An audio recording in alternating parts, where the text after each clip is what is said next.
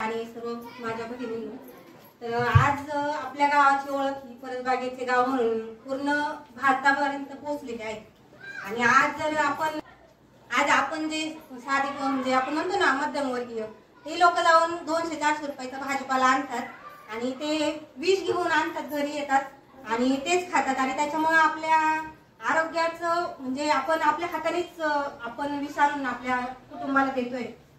तर ते त्यासाठी आपण परसबागा ह्या प्रत्येकाने केल्या पाहिजे. आपण आता सगळ्या महिलांना खूप सांगतो, आता सर पण बोलले का सर्व महिलांचा विषय असतो किंवा पुरुष वर्ग सुद्धा सांगतात तू तुझं काही पण कर, पण महिलांनी पण सांगितलं पाहिजे आपल्या कुटुंबासाठी करतोय तर आपण हे दुसऱ्यासाठी नाही करायचंय, की आपण आपल्या स्वतःसाठी आणि आपल्या कुटुंबाच्या आरोग्यासाठी परसबाग गरजेची आहे.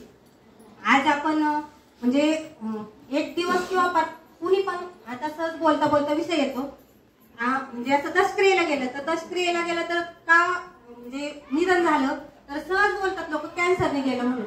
तर कॅन्सरचं प्रमाण एवढं वाढलंय आणि कॅन्सरचा उपचार हा सर्वसामान्यांना परवडण्याजोगा नाहीये. काही कुटुंब असे जेवढी जमीन आहे तेवढी विकली तरी ते कॅन्सरचं म्हणजे आपण उपचार करू शकत नाही. त्यासाठी आपण आहे ना म्हणजे तिकडं डॉक्टरला पैसे घालवण्यापेक्षा इकडं आपल्या शेतात जी जमीन आहे, आता आपल्याकडे सगळेच अल्पभूधारक आहेत, त्या अशा खूप काही जमिनी सर्वांनाच नाही, पण त्यातल्या त्यात आपल्या घराच्या जवळ असेल किंवा आपल्याला जिथं आता सगळेच जण म्हणतात आमच्या पण भागात खूप महिला आहेत का अशा म्हणतात का आमची घरची देत नाही जागा, देत नाही, पण आपण तिथे लावलं तर ते काय करणार आहे, आपला भाजीपाला आपल्याला देणार आहे ना, आपल्याच घरातले ते 4 पैसे वाचतात ते, आणि पैशापेक्षा आपलं आरोग्य खूप महत्वाचं आहे.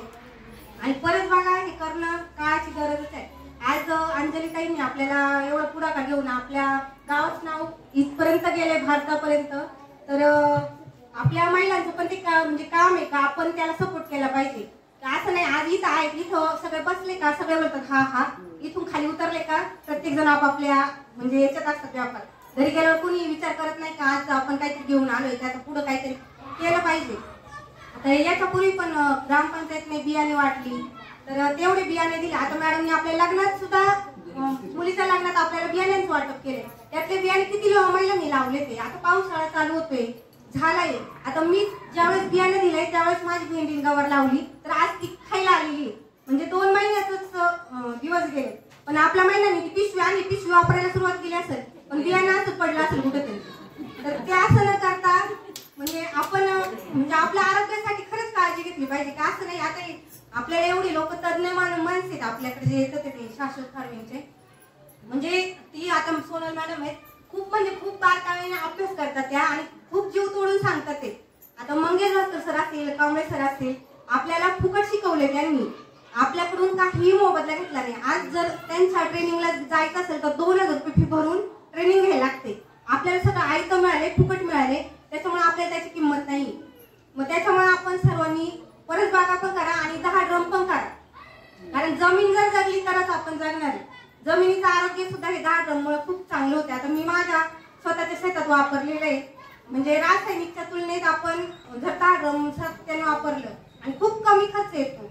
जर आपले लाखभराचे खर्च असेल तर ते 50,000 पर्यंत येतात. आणि असं नाही का घरच्यांना सगळ्यांचं असतं, पुरुषांनी पण थोडं म्हणजे बायकांचं पण ऐकलं पाहिजे. असं नाही का मी छान आहे आणि बाईला काही कळत नाही, ही गोष्ट आता खूप जुनी झाली आहे. महिला पण शिकलेल्या आहे, त्यांना पण कळतात 4 गोष्टी. दोघांच्या समन्वयाने तुम्ही जर चाललात तर खरंच शेती फायद्याची होऊ शकते. आता मॅडमचा पण पपईचा अनुभव खूप चांगला आहे. सरांनी ऐकलं नाही, मॅडमचं पपईचे प्लॉट जास्त दिवस चालला, म्हणजे रियालिटी ती काय असं काही मोघम नाही. आणि जे आता हे शाश्वतचं जे 10 ड्रम आहेत ते पण असं काही नाही का त्यात असं लोक बोलतात काय ते 10 ड्रम करायचे स्लॅब सोडायचे, आणि काही लोक कसं एक केला दिला सोडून, असं नाही ना. कोणत्याही गोष्टी ते सातत्य पाहिजे. जर सातत्याने तुम्ही केलं तर त्याचा रिझल्ट नक्की 100% मिळणार.